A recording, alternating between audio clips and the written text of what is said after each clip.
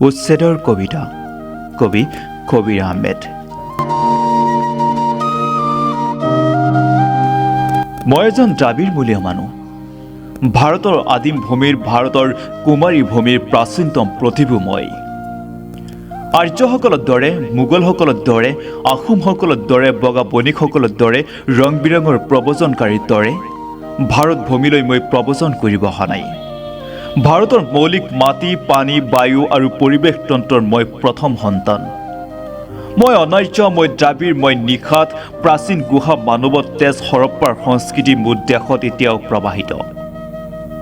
যিহেতু মই এই ভূমিৰ পৰাই উদ্ভূত, মই এই ভাৰতবৰ্ষৰ আদিম ভূমিপুত্ৰ। ভাৰত ভূমিত প্ৰথম ভূমিষ্ঠ হৈছিলোঁ মই। ভাৰতৰ বৰ্ষণ্যত প্ৰথম বিচৰণ কৰিছিলোঁ মই। ভাৰতৰ মাটিত প্ৰথম সূৰ্যোদয় দেখিছিলোঁ মই। মহেঞ্জোদাৰো আৰু হৰপ্পাৰ বনিয়াদ গঢ়িছিলোঁ মই। ভাৰতৰ ৫,০০০ বছৰৰ ইতিহাস, আৰ্য আৰু অনাৰ্যৰ অৰিয়া-অৰিৰ ইতিহাস, ভাৰতৰ ভূমি ভাগ বটোৱাৰাৰ ইতিহাস, ভূমি দখল আৰু বেদখল কৰাৰ ইতিহাস, ইতিহাস বিকৃত কৰাৰ ইতিহাস, মোৰ উচ্ছেদৰ ইতিহাস, মোৰ নিগ্ৰহৰ ইতিহাস, মোক দস্যু মানুহ সজোৱাৰ ইতিহাস।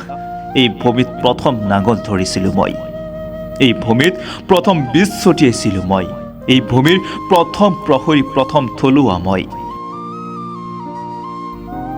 ময়েইতো ভাৰত ভূমি মই।